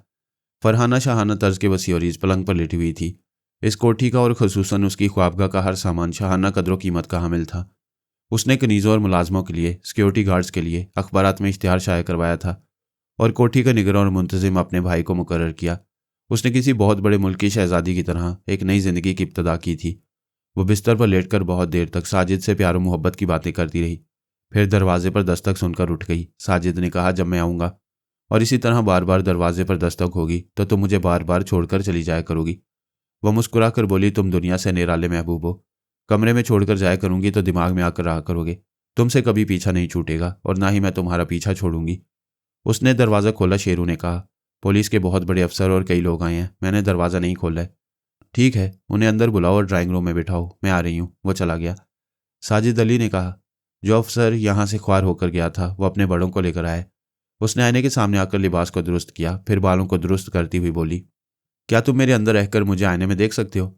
मैं अपनी आंखों से इतनी दूर नहीं देख सकता। तुम्हारी दिमागी आंखों से तुम्हारा पूरा सरापा वाजे हो जाता है, क्योंकि टीवी स्क्रीन पर तुम्हारी सूरत देखी है, इसलिए मैं तुम्हारे चेहरे और खदोखाल के साथ तुम्हें देखता हूँ। फिर भी देखने की प्यास रह जाती है। रूबरू दीदार का मजा ही कुछ और होता है। वह मुस्कुराती हुई ख्वाबगाह से बाहर आई, फिर बालकनी से नीचे देखा। नीचे ड्राइंग रूम में पुलिस का आला अफसर सोफे पर बैठा हुआ था। ख्वार होकर जाने वाला अफसर उसके पीछे खड़ा था। सामने सोफे पर दो सफ़ेद पोश थे, उनमें से एक जवान और एक बूढ़ा था। एक और सोफे पर सियासतदान मुकद्दर अली नजर आ रहा था। जब वो जीने की बुलंदी पर आई तो सबने सर उठाकर देखा। वो जीने से उतरती हुई बोली, आप हजरात मेरे दरवाजे पर आए तो मैंने मायूस नहीं जाने दिया। यहाँ बुलाकर मुलाकात कर रही हूँ। आइंदा यहाँ आने से पहले टेलीफोन के जरिए मुलाकात का वक्त ज़रूर मुकर्रर किया करें। आला अफसर ने पीछे खड़े हुए मातियत की तरफ इशारा करके कहा, हमारे इस अफसर ने तुम्हारे मुतालिक जो रिपोर्ट दी है उससे जाहिर होता है कि तुम कोई काला इलम जानती हो या शायद टेलीपैथी जानती हो। क्या अपने बारे में तफसील से कुछ बताना पसंद करोगी? वो एक सोफे पर आकर बैठ गई, फिर बोली, दुनिया का हर शख्स, हर मुल्क अपना राज दूसरों से छुपाता है। कोई मुल्क अपने मोहलिक हथियारों और एटम बमों का राज किसी पर जाहिर नहीं करता। आप में से हर शख्स अपनी रिश्वत की कमाई छुपाता है। आला अफसर ने कहा, माइंड योर लैंग्वेज। तुम हमें रिश्वतखोर कह रही हो? साजिद अली उस अफसर के चोर ख्यालात पढ़ रहा था। फरहाना के पास आकर उसकी जुबान से बोला, तुम जूनियर अफसर थे। एक बरसर इक़्तिदार सियासतदान के हुक्म से तुमने अपोजिशन के 2 अहम बंदे पुलिस मुकाबले में मरवा दिए। यूं तुम्हारी तरक्की हो गई। वो भड़क कर बोला, तुम झूठ बोल रही हो। मुझसे इस अंदाज में गुफ्तगू करोगे तो उल्टा लटका दूंगी। क्या अपने मातियत से कोई इबरतनाक सबक सीख कर नहीं आए हो? वो ज़रा ठंडा पड़ गया, फिर बोला, तुम धमकियां देकर मेरी जुबान बंद कर सकती हो, लेकिन मेरा जुर्म साबित नहीं कर सकोगी। बेशक बाज मुजरिम बड़े मक्कार होते हैं, अपने जुराइम के सबूत और गवाह नहीं छोड़ते। आने का मकसद बताओ। आला अफसर ने कहा, यह हमारे बहुत बड़े सियासतदान मुकद्दर अली साहब हैं। इनके 50 लाख रुपये अचानक ही चोरी हो गए हैं। इससे पहले तूबा साहब के 45,000 रुपये गायब हो गए और उससे भी पहले थानेदार की जेब से तकरीबन 15,000 रुपये निकल गए।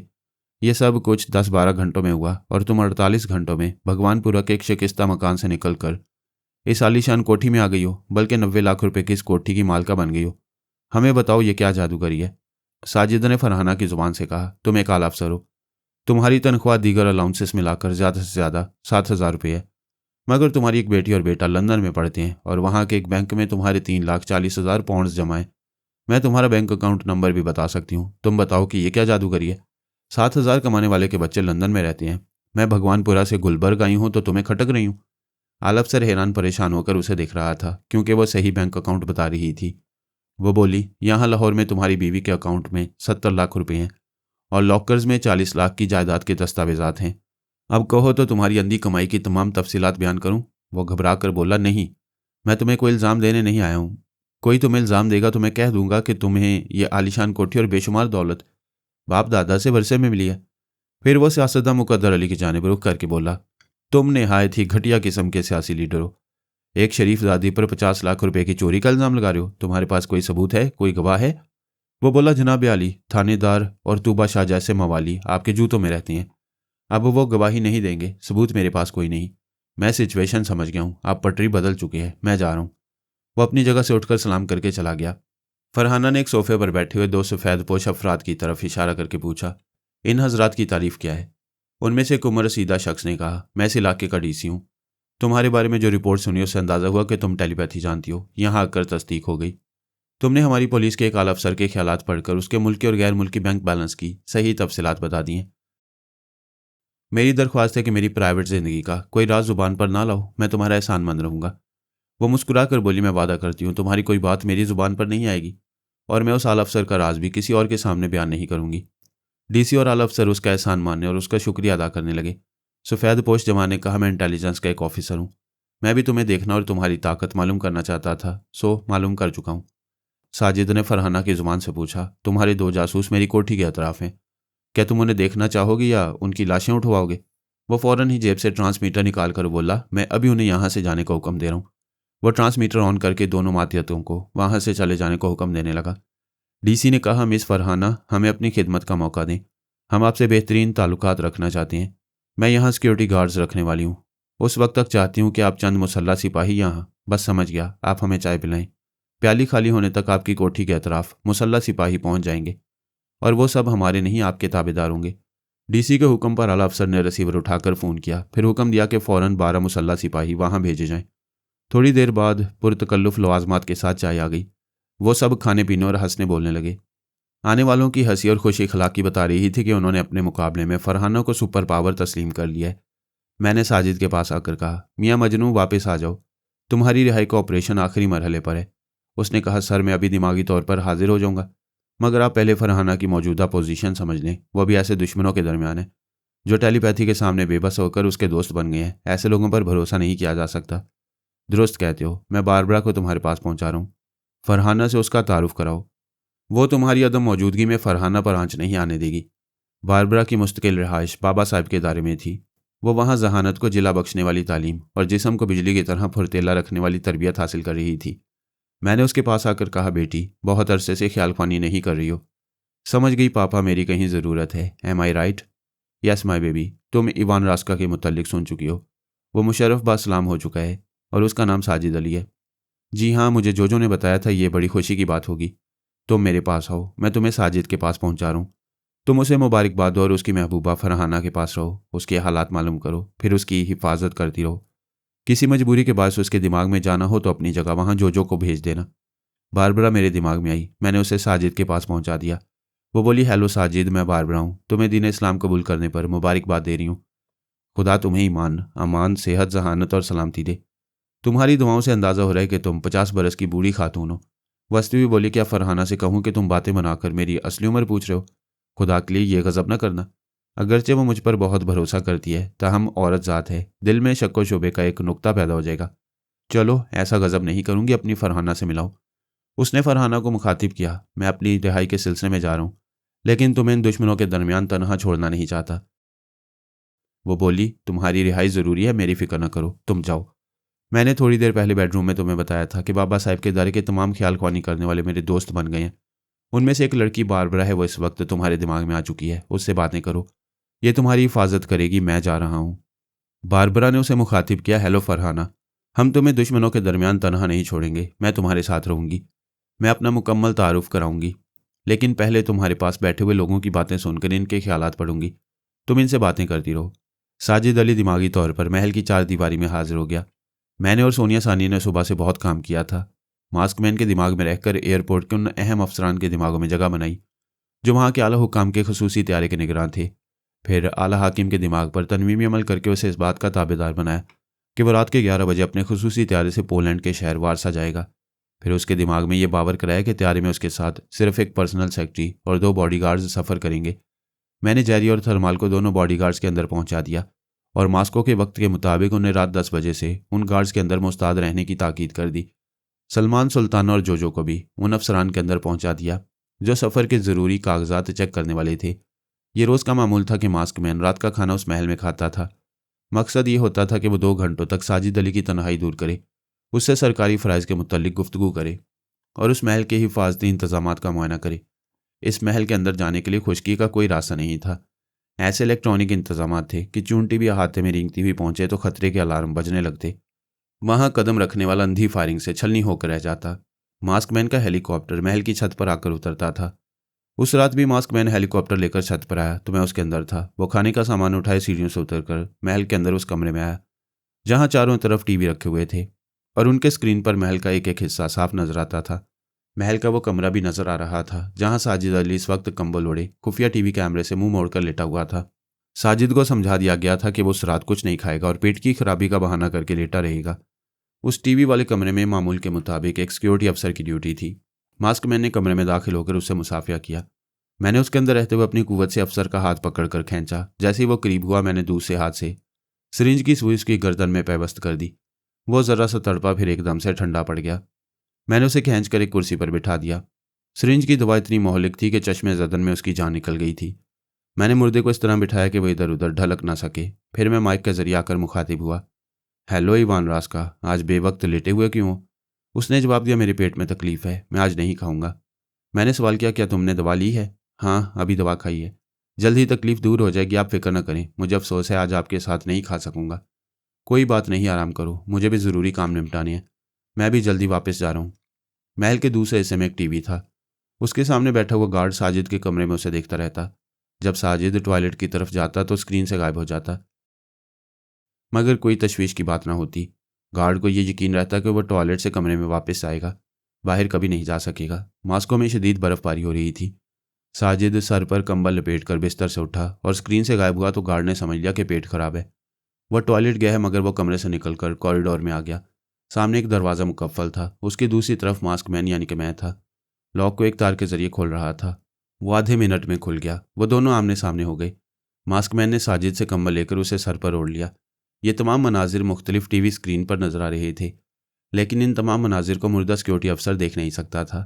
मास्कमैन कंबल लपेट कर साजिद के कमरे में आया तो टीवी के सामने बैठे हुए गार्ड ने उसे देखा और यही समझा कि ईवान रास्का टॉयलेट से वापस आकर फिर बिस्तर पर लेट गया।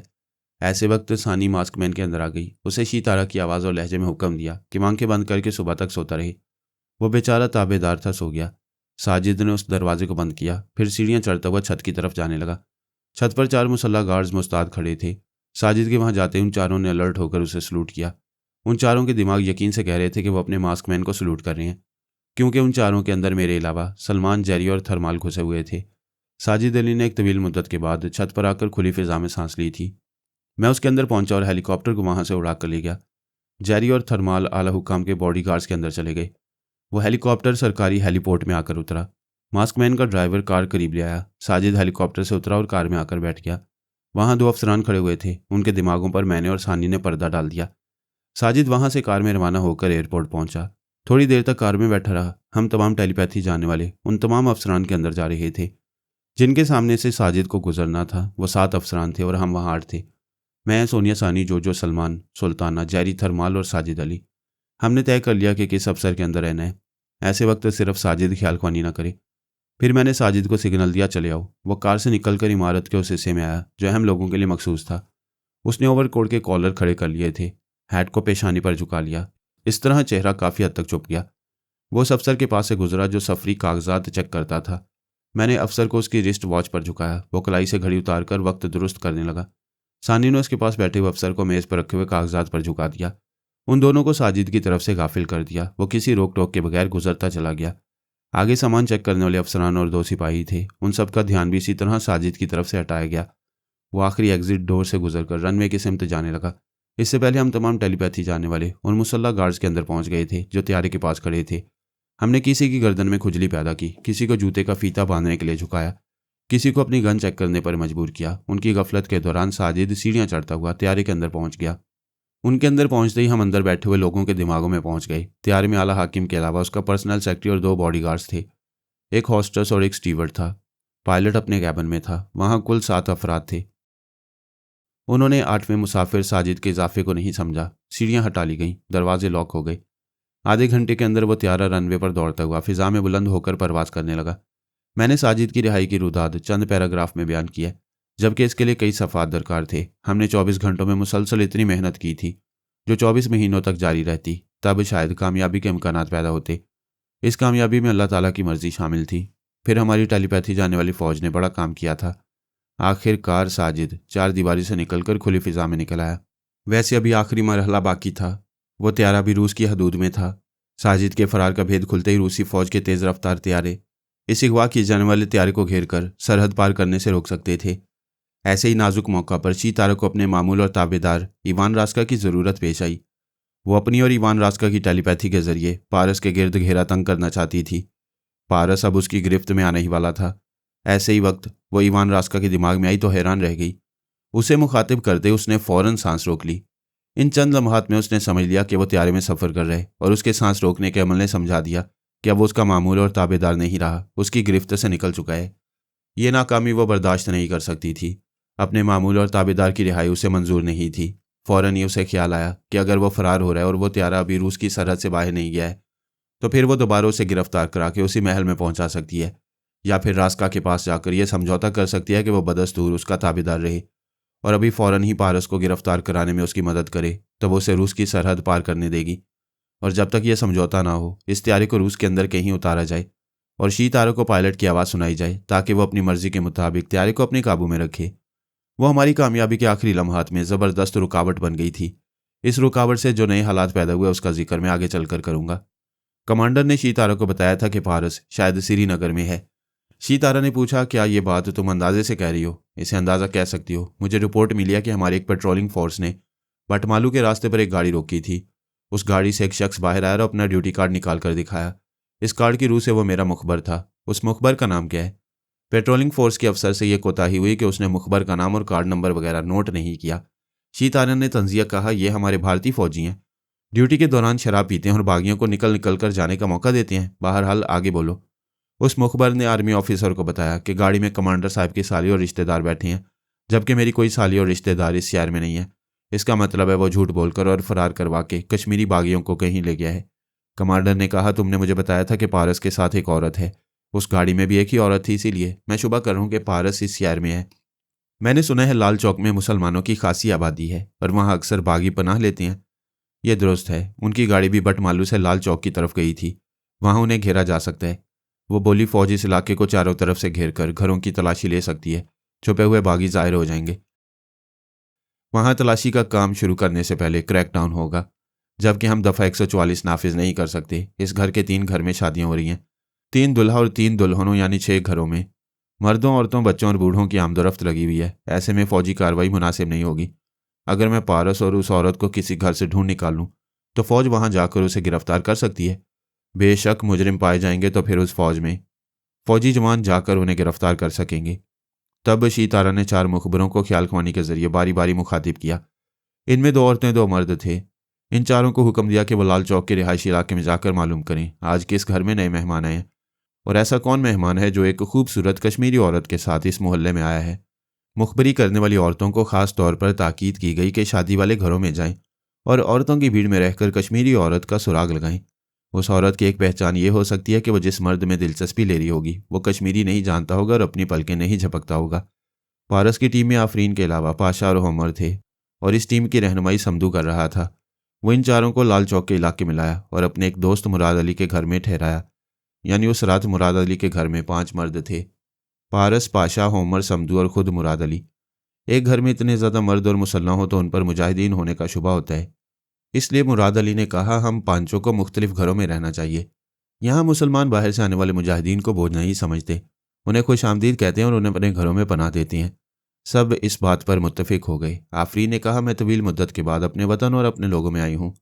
ढोलक की आवाज़ और सुहाग के गीत सुनकर इन औरतों में जाने को जी चाहता है।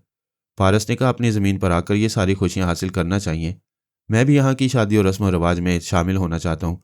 क्यों मिस्टर मुराद, हमारे वहाँ जाने से कोई मसला तो नहीं होगा?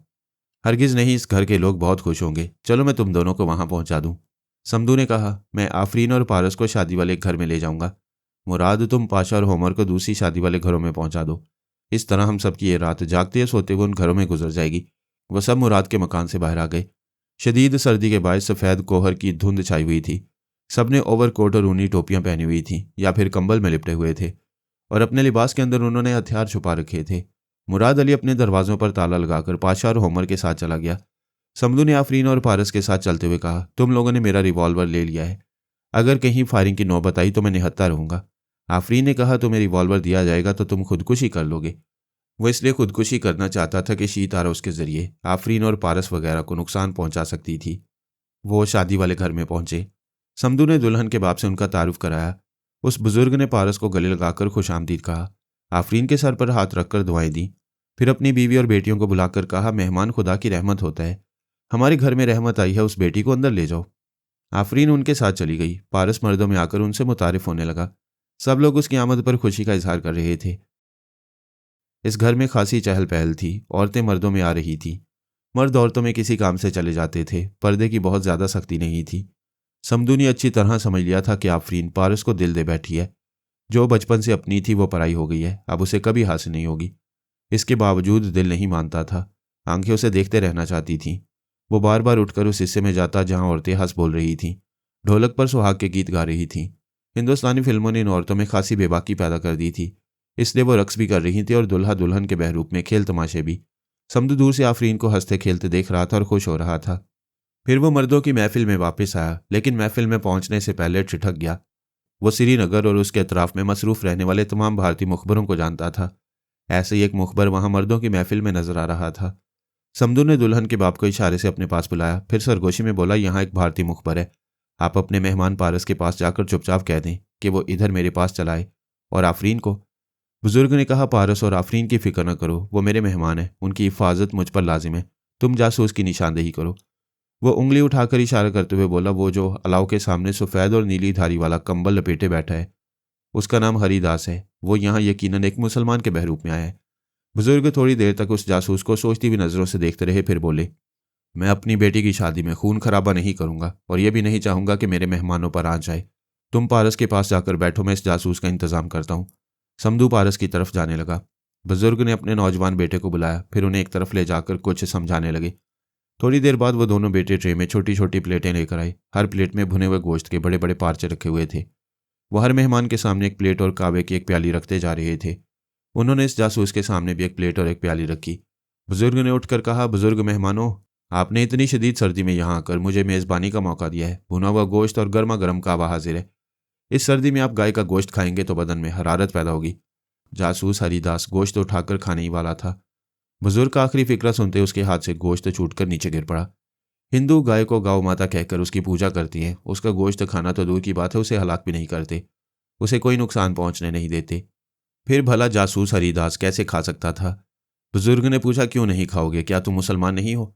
मुसलमान तो हूं, मगर वो दरअसल बात यह है कि मेरे पेट में कुछ गड़बड़ है, मैं नहीं खाऊंगा। लेकिन तुम तो खाने वाले थे, तुमने गोश्त उठाया था, इसे मुंह तक ले जा रहे थे। हाँ, मगर ख्याल आ गया कि पेट में खराबी है, मुझे नहीं खाना चाहिए। नहीं, तुमने ये सुन लिया था कि यह गाय का गोश्त था, इसीलिए यह हाथ से छूट गया। अब इस महफिल में हाजरीन को बता दो कि तुम हिंदू हो या मुसलमान। मुसलमान हो तो गोश्त क्यों नहीं खाते? हिंदू हो तो बिन बुलाए मुसलमानों की महफिल में क्यों आए हो? वो बोला, बड़े मियाँ तुम बहुत चालाक हो, मुझ पर शुबा था तो चुपचाप मुझसे कह देते, मैं चला जाता। चुपचाप चले जाते तो लाल चौक के मुसलमानों को कैसे मालूम होता कि तुम्हारी भारतीय फौज वादे की खिलाफ वर्जी कर रही है? हमसे वादा किया गया था कि लाल चौक के रिहायशी इलाके में फौज दाखिल नहीं होगी, और हमने वादा किया था कि इस इलाके से मुजाहिदीन कभी हमला नहीं करेंगे। हम एक अरसे से अपने वादे पर कायम हैं, फिर तुम लोग यहाँ क्यों घुस आए हो? हरिदास ने कहा, हमें इतला मिली है कि यहाँ कुछ बागियों ने पनाह ले रखी है। वो बागी नहीं, मुजाहिदीन है। हम मुसलमान मेहमान नवाज हैं।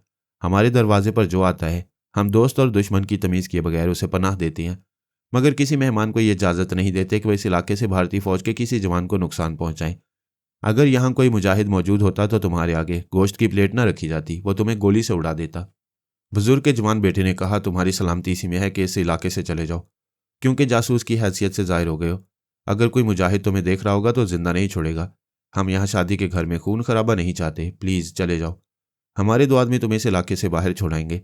वो कंबल अच्छी तरह लपेटते हुए जाने लगा। 2 मुसलमान उसके पीछे जाने लगे। समदू पारस को बता रहा था कि दरअसल उसने हिंदू मुखबर को पहचाना था। फिर बुजुर्ग ने अपनी हिकमत अमली से उसे बेनकाब करके वहां से जाने पर मजबूर कर दिया। पारस ने बुजुर्ग के पास आकर कहा, आप जैसे कश्मीरी मेहमान नवाज पर आफरीन है। आपने मेहमान को खबर नहीं होने दी और उसके दुश्मन को मैदान छोड़कर जाने पर मजबूर कर दिया। मैं आपके जज्बा मेज़बानी को सलाम करता हूँ। उसी इलाके में दुल्हा वालों के घर में और गली में भी बड़ी रौनक थी। वहाँ भी खूब खेल तमाशे और नाच गाने हो रहे थे। वहाँ भी लोगों ने पाशा को बड़ी गर्मजोशी से खुश आमदीद कहा था और उसे इज्जत से अपने दरमियान बिठाया। मोहम्मद ने मुराद से कहा, मैं थक गया हूँ, सोना चाहता हूँ, मेरा कहीं ठिकाना बना दो। मुराद ने कहा, मेरे मकान में आफरीन और पारस क्याम करेंगे, चलो तुम्हें दूसरे घर में जगह मिल जाएगी। वो दोनों वहां से चले गए। पाशा वहां तनहा रह गया। उसके अतराफ सभी अजनबी थे, लेकिन इतनी मोहब्बत और इज्जत दे रहे थे कि बिल्कुल अपने लग रहे थे। औरतें और जवान लड़कियां उधर से गुजरते वक्त पाशा को देखकर ठिठक जाती थीं। वो अपने कद और पहाड़ जैसी जिसामत के बायस पूरी महफिल में नुमाया और मुनफरिद था। बैठे रहने के बावजूद सबसे ऊंचा दिखाई दे रहा था। उसने कश्मीर के हुस्न के मुतल्लिक बहुत कुछ सुना था। अब कश्मीर आकर आंखों से देख रहा था। वहां जो दोशीज़ा नजर आ रही थी अपनी मिसाल आप लग रही थी। कोई गोरी और गुलाबी रंगत में फूल की तरह खिली हुई और कोई नाक नक्शे में तस्वीरें हैरत नजर आ रही थी। पाशा उन्हें देख रहा था और सोच रहा था कि कश्मीर में क्यों पैदा नहीं हुआ। ख्वामखा इतनी उम्र यूरोप और अमेरिका में ज़ाया कर दी। वो कश्मीरी लिबास में था और पारस की हदायत के मुताबिक गूंगा बना हुआ था, क्योंकि वो कश्मीरी जुबान नहीं जानता था। अब ये बेजुबानी उसे नागवार लग रही थी। सोच रहा था किसी कश्मीरी हसीना को कैसे अपनी तरफ मुतवज्जा करे। यूं भी सभी आ रही थी और बड़ी दिलचस्पी से उसे देखकर जा रही थी। ऐसे में वो कुछ बोलकर उनसे लिफ्ट ले सकता था, मगर कैसे बोलता? वहां सभी मुकामी जुबान बोल रहे थे। कुछ ऐसे भी थे जो मिली जुली हिंदी उर्दू जुबान में गुफ्तगू कर रहे थे। वो काफ़ी अरसा दहली में रहकर बड़ी हद तक हिंदी समझने और बोलने लगा था। वहाँ मुख्तलिफ मेज़ों पर तरह तरह के खानों की डिशें रख दी गई। लोग इन मेज़ों के अतराफ जाकर अपनी पसंद के खाने प्लेट में लेकर घूमते फिरते खा रहे थे। पाशा भी एक प्लेट उठाए ऐसे ऐसे में आया जहाँ औरतों की आमदोरफ्त थी। ऐसे ही वक्त एक लड़की ने उसे मुखातिब किया, ए सुनो। उसने घूमकर देखा। इस कमसिन लड़की के साथ 2 हसीन औरतें भी खड़ी हुई थीं। उनमें से एक ने हिंदी जुबान में कहा, हमने सुना है तुम गूंगे हो, क्या यह सच है? पाशा ने मायूसी से सर झुका लिया। उसे गुस्सा आ रहा था। वो हिंदी जुबान बोल सकता था, मगर गूंगा बनने के बायस एक हसीन औरत से वो बातें नहीं कर सकता था। दूसरी औरत ने कहा, बेचारा कैसा ज़बरदस्त पहाड़ जैसा मर्द है, मगर पहाड़ के मुंह में जुबान नहीं। वो दोनों उसके कद और जिसामत की तारीफें करती हुई उस कमसिन लड़की के साथ चली गईं। अगर वो बातें करता तो यकीनन वो ना जाती। गुफ्तगू के बहाने उसकी ज़ात में दिलचस्पी लेती रहती। लेकिन एक गूंगे और एक दीवार से कौन सर फोड़ता है? इसीलिए वो चली गई। उसकी खुराक बहुत ज़्यादा थी। प्लेट खाली हुई तो उसने मुख्तलिफ खानों से फिर उसे भर लिया। इरादा था कि फिर उसी तरफ जाएगा जहाँ किसी न किसी हसीना का दीदार होता रहता था। इसी वक्त वो एक निहायत हसीन औरत को देखकर चौंक गया। चौंकने की कई वजूहात थीं। एक वजह तो ये थी कि वो कश्मीरी, हिंदुस्तानी या एशियाई नहीं थी।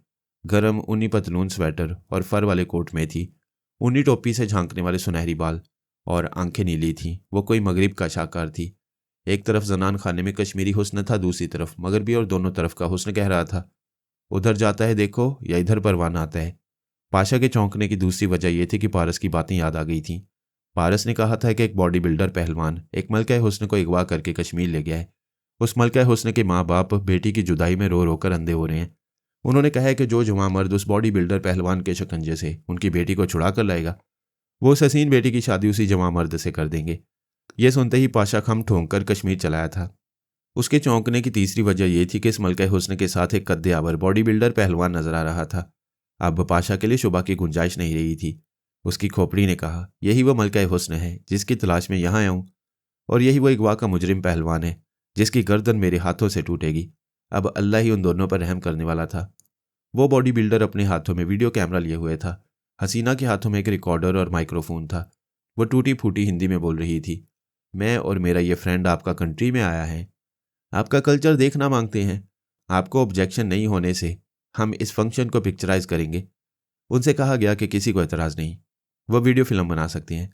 बॉडी बिल्डर एक मास्टर लाइट ऑन करके वीडियो कैमरा ऑपरेट करने लगा। वह हसीना माइक्रोफोन अपने मुंह के करीब रखकर अंग्रेजी जुबान में कहने लगी, अभी हम श्रीनगर के ऐसे इलाके में हैं जिसका नाम लाल चौक है। यहाँ मुसलमानों की आबादी ज़्यादा है। वो अंग्रेजी बोलते बोलते अचानक इब्रानी जुबान में बोलने लगी, ये लाल चौक कश्मीरी मुसलमानों की सियासी सरगर्मियों का मरकज़ रहा है। तहरीक आज़ादी के मुजाहिदीन, जिन्हें हम बागी कहते हैं, वो अक्सर इस इलाके में आकर पनाह लेते हैं। यह शनाख्त नहीं हो पाती कि कौन पुरअमन शहरी और कौन बागी है। ये भारतीय फौजियों पर जवाबी हमला करते हैं, फिर कहीं गुम हो जाते हैं। भाषा भी उनकी निगाहों में नहीं आया था।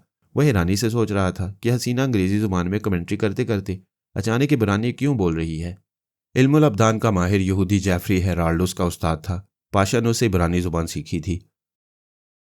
हसीना जो कह रही थी वो समझ रहा था, लेकिन ये साजिश नहीं समझ रहा था कि हुकूमत इसराइल के लिए वो वीडियो रिपोर्ट तैयार की जा रही है जहां मुसलमानों की आबादी ज़्यादा है और जहां मुजाहिदीन को खाना पानी, हथियार और पनाह मिलती है।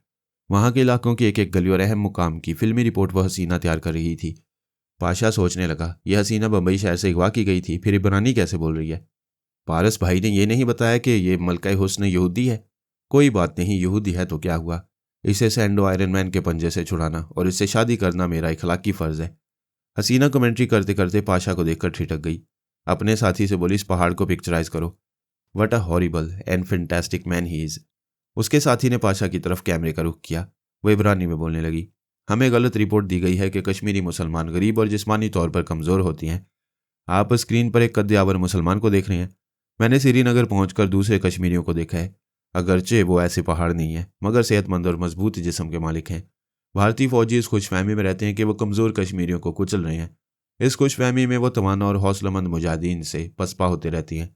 वो पाशा के ज़रा करीब आकर बोली, अब मैं इस पहाड़ से ऐसे सवालात कर रही हूँ जिसके जवाब से कश्मीरी मुसलमानों की असल सूरत हाल वाज़ेह हो सकती है। फिर उसने पाशा से पूछा, मैं हिंदी नहीं बोल सकती, क्या तुम अंग्रेज़ी जानते हो। वो खामोशी से उसके हुस्न शबाब को दीवानवार देख रहा था। एक शख्स ने कहा, यह गूंगा है। फिर हसीना को इशारे से समझाया गया। वो बोली, बेचारा गूंगा है। खुदा ने इसे इस कदर मर्दाना वजाहत देकर इसे जुबान छीन ली है। अपनी मर्दाना वजाहत की बात आई तो उसने हसीना को मुतासिर करने के लिए कुछ बोलना चाहा, फिर मुंह खोलकर चुप रह गया। हसीना उसे नज़रअंदाज करते हुए अपने साथी से इब्रानी में बोली, दुनिया के हर मुल्क में तहरीक आज़ादी हो या बागियाना तहरीक हो, हर तहरीक के पीछे ख़वातीन ज़रूर होती हैं। अब हम मकान के अंदर जाकर कश्मीरी औरतों को पिक्चराइज करेंगे और उनसे सवालात के जरिए उगलवाएंगे कि वो पसे पर्दा रहकर कश्मीरी मुजाहिदीन के किस तरह काम आती हैं। उनके हर शोबे और हर लाइन ऑफ एक्शन पर नज़र रखने के बाद ही उनकी तहरीक को आसानी से कुचला जा सकता है। वो अपने साथी के साथ जनान खाने में जा रही थी। पाशा एक जगह बैठकर सोचने लगा, यह तो मामला ही कुछ और है। यह हसीना तहरीक आज़ादी को कुचलने की बात कर रही है। मैं जिस हसीना की तलाश में आया हूँ ये वो मलका हुस्न नहीं है। अगर वो होती तो अगवा किए जाने पर एतराज़ करती रहती, यूं दस्तावेजी फिल्म बनाती ना फिरती। ये कोई और है, मगर ये भी मलका हुस्न है। इस पर भी दिल आ रहा है, मैं क्या करूं। अगर इस बॉडी बिल्डर ने इसे अगवा नहीं किया है तो क्या मैं इसे उठाकर कहीं ले जाऊं। अकल ने समझाया, ऐसी उल्टी सीधी बातें सोचने से बेहतर है कि हसीना की आवाज़ पर तवज्जो दी जाए और इन दोनों की गुफ्तगू सुनी जाए। वो वहां से उठ गया क्योंकि वहां काफ़ी लोग थे। दूर की गुफ्तगू सुनने के लिए वो तन्हाई चाहता था। वो आहिस्ता आहिस्ता चलता हुआ इस मकान के वसी और अहाते से बाहर आया। गली के एक मोड़ पर एक बड़ी सी वैगन कार खड़ी हुई थी। वह हसीना अपने साथी के साथ उसी कार में आई थी। वो तारीकी में खड़ी हुई गाड़ी के पास आकर रुक गई। तारीकी और कोहर की धुंध में करीब की चीज़ भी वाज़ेह तौर से दिखाई नहीं देती थी, लेकिन उसे गाड़ी के अंदर की हर चीज़ साफ तौर से नजर आ रही थी। वहां खाने पीने की कुछ चीज़ें बंद डिब्बों में पैक की हुई रखी थीं। एक छोटी अटैची, एक बड़ा सूटकेस था, कुछ वीडियो फिल्में तैयार करने का सामान रखा हुआ था। 2 सीटों के नीचे से क्लाशनकोफ और 7mm की राइफलें झांक रही थीं। एक और सीट के नीचे प्लास्टिक का बड़ा सा बैग था जिसमें यकीनन अहम चीज़ें रखी होंगी। पाशा ने अच्छी तरह समझ लिया कि वो दोनों इसराइली एजेंट हैं। वहाँ दस्तावेजी फिल्में बनाने वालों के भेस में आए हैं। पूरे कश्मीर का सर्वे करने वाले हैं। भारत के ताउन से ऐसे मुकामात की फिल्में तैयार कर रहे हैं जहाँ मुसलमानों की आबादी और जहाँ मुजाहिदीन की आमदोरफ्त है। अगर वो गाड़ी किसी दूसरी जगह होती तो वो उस पर पेट्रोल छिड़क कर आग लगा देता। वहाँ आसपास मुसलमानों के मकानात थे। गाड़ी की आग से दूसरे मकानों को नुकसान पहुंच सकता था। फिर वहाँ की मुसलमान आबादी पर इल्ज़ाम आता कि उन्होंने गैर मुल्की मेहमानों की गाड़ी जला दी। वो वहाँ से चलाया। शादी वाले घर के अहाते में आकर एक छत के नीचे कुर्सी पर बैठ गया। फिर हसीना की आवाज़ पर तवज्जो देने लगा। वो अपने साथी से कह रही थी, ये कश्मीरी औरतें देखने में नादान सी लगती हैं मगर बड़ी चालाक हैं। मैंने घुमा फिरा कर कितने सवालात किए लेकिन उन्होंने अपने जवाबात से ये जाहिर नहीं होने दिया कि इधर मुजाहिदीन आया करते हैं। उसके साथी ने कहा, इनके मकानों में कमरों के अंदर कमरे और मचाने बनी हुई हैं। यहाँ छुपने वालों को ढूंढना बहुत मुश्किल होता होगा। वो दोनों जनान खाने से निकलकर मकान के बैरूनी हिस्से में आए। हसीना एक जगह रुककर दूर तक नजरें दौड़ाने लगी। साथी ने पूछा, क्या देख रही हो? वो पहाड़ नजर नहीं आ रहा? तुम्हारी आदत बुरी है, किसी तगड़े मर्द को देखकर फिसल जाती हो। तुम्हें मेरी आदत पर तनकीद करने की इजाज़त नहीं। तुम सिर्फ ये देखो कि मैं कामयाबी से फ़राइज़ अंजाम देती रहती हूँ। तुम्हारे ऐसे आशिकाना अंदाज से काम में कभी रुकावट भी पैदा हो जाती है। पिछले हफ्ता जब हम ईरान में थे तो तुम एक ईरानी पहलवान पर मर मिटी थी। अगर मैं उससे मुकाबला करके उसे हलाक न करता तो वो अपने अमाम को बता देता कि हम इसराइली जासूस हैं। मुझे पता है कि तुम ज़बरदस्त हो और ख़तरनाक भी। तुम्हारी गिरफ्त में आने वाला जिंदा नहीं बचता। मगर उस गूंगे पहलवान से छेड़ना करना, वो तुमसे तगड़ा है। मेरी छठीस कह रही है कि वो गूंगा नहीं है। वो बोला, ये बात मुझे भी खटक रही है। मैंने बारहा आजमाया कि तुम्हारी छठीस जो कहती है वो बात दुरुस्त निकलती है। वो यकीनन कश्मीरी बागी है, भारतीय फौज से छुपने के लिए यहाँ पनाह ले रहा है। तुम्हारा अंदाज़ा गलत है। मेरी पेशगोई याद रखो, वो कश्मीरी नहीं है। यहाँ की ज़ुबान नहीं जानता इसलिए गूंगा बना हुआ है। ये तुम कैसे कह सकती हो? मेरे गॉड ने मुझे इस कदर पुरकशिश बनाया है कि मैं नज़रबाजी करने वालों की आंखें पढ़ लेती हूँ। वो मेरे हुस्न और शबाब से मुतासिर होकर थोड़ी देर पहले कुछ बोलना चाहता था, फिर चुप ही रहा। मैंने भी उसे नज़रअंदाज कर दिया। ये तुमने अच्छा नहीं किया। उसकी ज़ुबान खुलवाने से उसकी असलियत मालूम हो जाती। मेज़बान ने उन्हें कावा पेश किया। दोनों पी रहे थे और इब्रानी में बोल रहे थे। मेज़बान कश्मीरी ये ज़ुबान नहीं समझ रहे थे। ये भी नहीं जानते थे कि ये इब्रानी ज़ुबान है और वो दोनों यहूदी हैं। अरीना ने कहा, मैंने उसे बोलने पर मजबूर नहीं किया। मुझे पूरे यकीन है कि वो मेरे पास आएगा। मैं अपने दीवानों को खूब पहचानती हूँ। अरीना, बहुत ज़्यादा खुशफहमी अच्छी नहीं होती। वो यहाँ से जा चुका है। शर्त लगाओ, अगर वो आएगा तो मैं उसे अपने कमरे में ले जाऊंगी। मैं तुम्हारी नीयत को खूब समझता हूँ। तुम इसके साथ ज़रूर वक्त गुजारोगी। मैं तुमसे बेजार हो गया हूँ। मेरी नीयत को ना देखो, ये समझो कि मैं तन्हाई में गूंगे को बोलने पर मजबूर कर दूंगी। अगर तुम मेरी बीवी होती तो तुम्हें उल्टा लटका कर पिटाई करता या तुम्हें तलाक दे देता, मगर मजबूरी है, तुम्हें छोड़ नहीं सकता। हम सरकारी फ़राइज़ एक दूसरे के ताउन से अदा करते आ रहे हैं। आइंदा मैं तुम्हारी किसी मिशन पर काम नहीं करूँगा। पाशा ये सुन रहा था कि वह तन्हाई में उसकी ज़ुबान खुलवाना चाहती है। इसके बावजूद उसके यारी पर ध्यान नहीं दे रहा था। सारा ध्यान उसके जादुई बदन की तरफ था।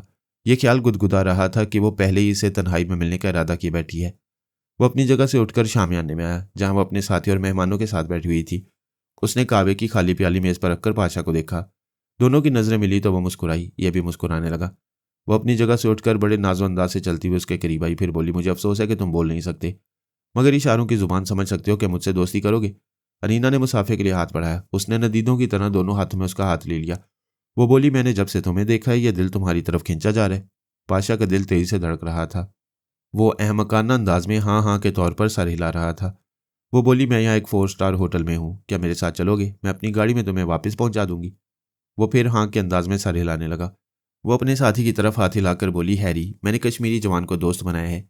ये मेरे साथ अभी आ जाएंगे, फिर हम इसको इधर में वापस ड्रॉप कर देंगे। उसने ये बात हिंदी में कही ताकि सभी सुन लें।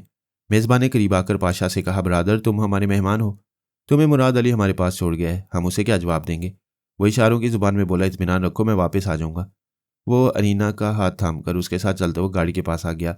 अरीना का साथी हैरी उसे नागवारी से देखता हुआ स्टीयरिंग सीट पर बैठ गया। वो पाशा के साथ गाड़ी के पिछले हिस्से में चली गई। दरवाजे बंद हो गए। फिर वो गाड़ी वहां से चल पड़ी।